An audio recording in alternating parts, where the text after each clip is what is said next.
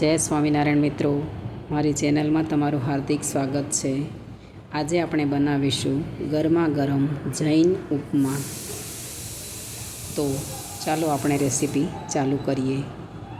સૌ પહેલાં તેમાં નાખવા માટેની આપણે વસ્તુઓ છે તે જોઈ લઈએ.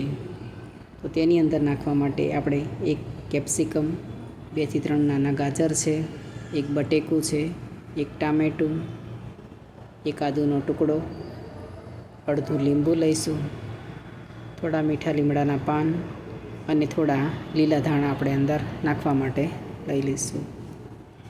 પછી તેમાં સોજી છે તે આપણે 1 વાટકી લઈશું. આ સોજી છે તે ઘીમાં શેકીને તૈયાર કરી દીધી છે. હવે તેની અંદર નાખવા માટે આપણે થોડા કાજુના ટુકડા અને થોડા સિંગદાણા છે તે લઈશું. હવે તેની અંદર આપણે નાખવા માટે આપણે 4 થી 5 લીલા મરચાં લઈશું. તે બધું આપણે ઝીણું કટ કરીને તૈયાર કરી દઈશું. હવે ગેસની ફ્લેમ ચાલુ કરી અને તેની અંદર આપણે એક તવી મૂકી, તેની ઉપર આપણે એક તવી મૂકી તેની અંદર આપણે 3 થી 4 પાવડા જેટલું તેલ ઉમેરીશું અને તેની અંદર આપણે 2 ચમચી જેટલું ઘી નાખીશું. તેલ ગરમ થઈ જાય એટલે તેની અંદર આપણે થોડા સિંગદાણા અને જે કાજુ છે તેને આપણે અંદર ફ્રાય કરી લઈશું.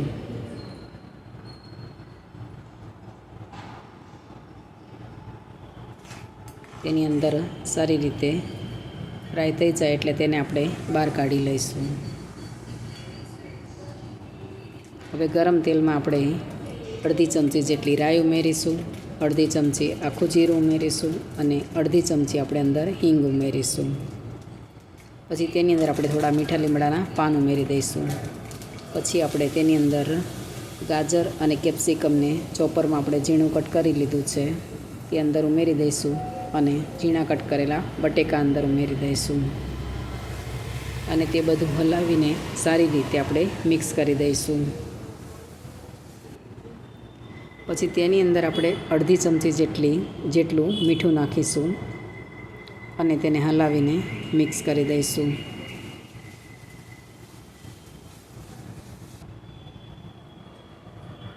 પછી તેનું ઢાંકણ બંધ કરીને તેને આપણે 2 થી 3 મિનિટ સુધી આપણે ચડવા દઈશું. 2 થી 3 મિનિટ થઈ જાય એટલે તેની અંદર આપણે જે ટામેટાં ઝીણા કટ કરેલા છે ચોપરમાં તેને અંદર આપણે ઉમેરી દઈશું અને બધું હલાવીને આપણે મિક્સ કરી દઈશું. હવે તેની અંદર આપણે અડધી ચમચી જેટલી હળદર ઉમેરીશું. હળદર ના ઉમેરો તો પણ ચાલે, સફેદ પણ બનાવી શકાય. અને થોડું આપણે અંદર મીઠું ઉમેરીશું અને તેનું ઢાંકણ ઢાંકી અને 1 મિનિટ સુધી આપણે તેને થવા દઈશું. 1 મિનિટ પછી આપણે તેનું ઢાંકણ ખોલી અને હલાવીને જોઈ લઈશું.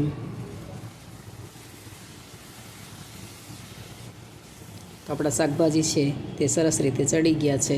હવે તેની અંદર આપણે જે શેકેલી સોજી છે તેને અંદર આપણે ઉમેરી દઈશું અને તેને હલાવીને બધું આપણે મિક્સ કરી દઈશું.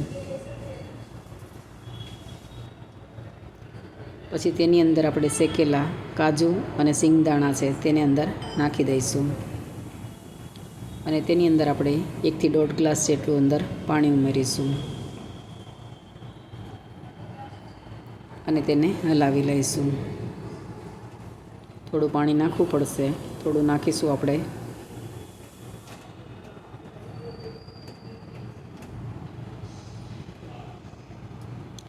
પછી તેની અંદર સ્વાદ અનુસાર આપણે મીઠું ઉમેરીશું અને અડધું લીંબુ નીચોવીશું.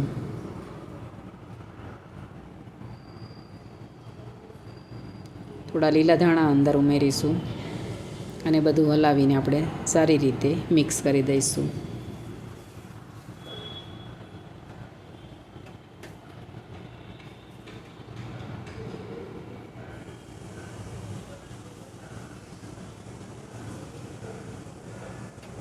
આમાં લસણ કે ડુંગળી કંઈ જ નથી નાખ્યું તો પણ એટલો સરસ રીતે બનીને તૈયાર થશે. હવે 1 મિનિટ સુધી આપણે તે ઉપર ઢાંકણ ઢાંકી અને 1 મિનિટ સુધી આપણે તેને થવા દઈશું. 1 મિનિટ પછી આપણો ઉપમા છે તે હવે બનીને સરસ રીતે તૈયાર થઈ ગયો છે.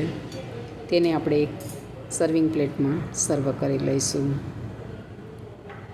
તો તૈયાર છે આપણો જૈન ગરમા ગરમ ઉપમા. જો તમને મારી રેસીપી ગમે તો તેને લાઈક, શેર અને સબસ્ક્રાઈબ જરૂરથી કરજો અને કમેન્ટ કરીને કહેજો કે તમને મારી રેસીપી કેવી લાગી. અને બેલ આઇકન દબાવવાનું ના ભૂલશો કે જેથી કરીને તમને પહેલાં નોટિફિકેશન મળે. તો કેવી લાગી તમને મારી રેસીપી? જય શ્રી કૃષ્ણ.